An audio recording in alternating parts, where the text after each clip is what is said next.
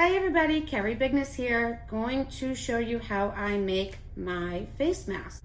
This is the end result. Pretty cute, bandana style. I had gone through a couple of different patterns online. Sweet Red Poppy does a great tutorial on YouTube, but I found her instructions kind of overcomplicated for what we're looking for. You know, this is not something we plan on wearing for hours on end like our medical personnel. This is just stuff for us to run in and run out of the store, or if we happen to be out in public and we get too close to somebody, we want to put on a mask. Again, remember, these masks are not to protect yourself, they're to protect everybody else. What that means is if you're wearing one and somebody else is wearing one, you're helping them, they're helping you. So just keep that in mind when you're deciding whether or not to wear these out in public. I woke up the other day, started working on my masks at 8 a.m. and finished at 6 p.m. and barely had one put together because I went through so many variations. So thank God for my mother, Claudette, who came to my rescue and said, stop overcomplicating it and just do it this way. So that's what I did. One of my awesome donations that I received this week was a bunch of bandanas, and this is a really pretty print. So shout out to Sue for that, thank you. So basically I'm using this for the outside. And then, as you guys have heard me before, this is the diaper cloth material that I use for the inside liner. To get started, if you go to sweetredpoppy.com, you're gonna see on her free pattern section this shape. I cut this out on my vinyl printer, but you can print it out on a regular printer. And it gives you different sizes for, child, teen, and adult, which is very helpful.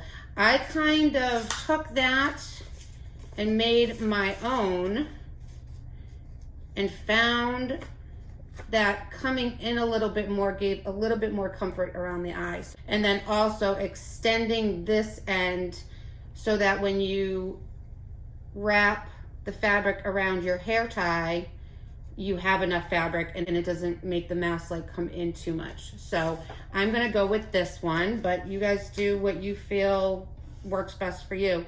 If you're working with a bandana, I kind of fold it about 6 inches and then kind of see, where my pattern template kind of fits, right? So that looks good. So then what I do is fold it again.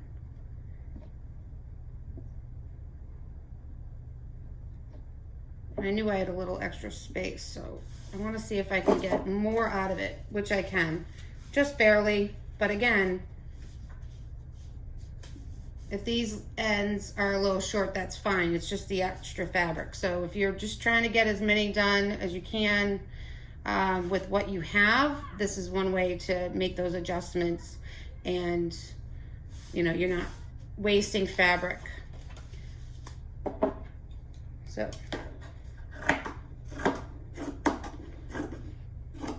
okay, you can keep going, but I'm just going to do one for us now. And then what I do is go around real quick.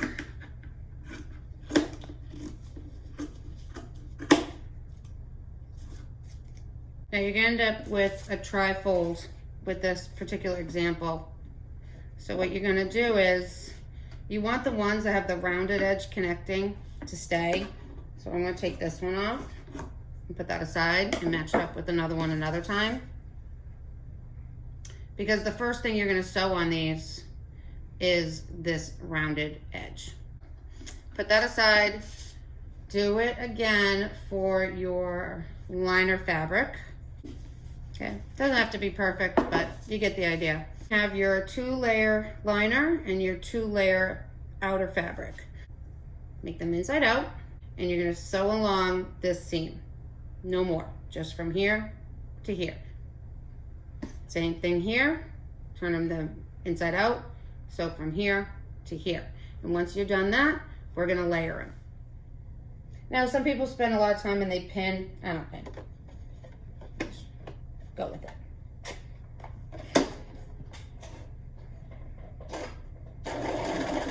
You always want to back stitch your first stitch.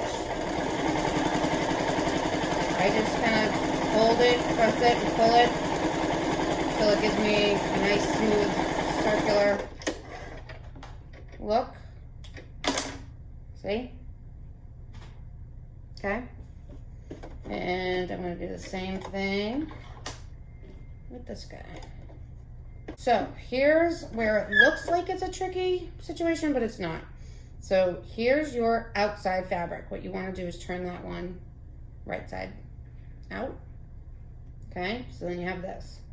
Now, if you find when you're making these for yourself or others and you want to spend more like detail time making it like perfect, you can make these like little cutouts. So you go one way, like every inch. Don't obviously hit the seam you just sewed. Go the other way.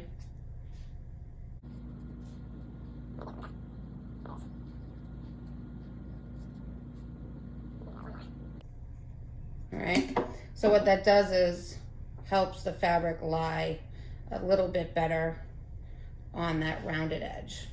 Okay, lay your liner fabric like this, right side up, and then you're gonna take your inner liner inside out and you're gonna lay it on top. Okay, now again, I've done enough of these already that I don't need to pin it. I kind of have just figured it out. And what I do is, once I have it like this, I start sewing here and I sew right across that middle section, keep flowing down, all the way down again over the same direction as the top one for your middle seam. And I get to the end. I leave this side open, okay? So this way I can turn it inside out, or right side out. And I start in the top corner. Do a little back stitch. Get going. All right, that bad boy's done. See? So pull it through that little opening that you had. And don't worry about that little opening. What you can do is use like sewing tape to close it off later before you wrap the fabric, or if you know how to double wrap it around the elastic, then it'll be secured anyways. But for extra caution, I would do that. Okay. And when you get these to the end that was sewn, just give it a little press and wiggle, and it gets those little pieces all the way out. See that? So that's nice and flat. It's not all bumpy in there anymore. If you give it a steam, it'll help too. All right? See? That's pretty good, right? And you'll see this little, when I do mine, kind of has like a little top of a heart shape here. It's very slight, and I keep it, and I feel that it kind of tucks right here on my chin really well. So I'd keep that. So once you're done with that, you take, and you're gonna need thin hair tie. Here's my open side. Now I could go over and get my sewing tape and, you know, iron it and secure it, but if I tuck it in like that before I start sewing my hair tie, then I'm fine. So what I do is I grab my fabric, I grab my hair tie, and I just put it towards the top. I take just the top corner piece and roll it over, okay? And I pinch it. I get it set up. I make sure that my elastic is not underneath the metal plate. So if you have to adjust it a few times, it's worth it. Once I have that in place, the plate's holding everything down, I fold over the rest of my line.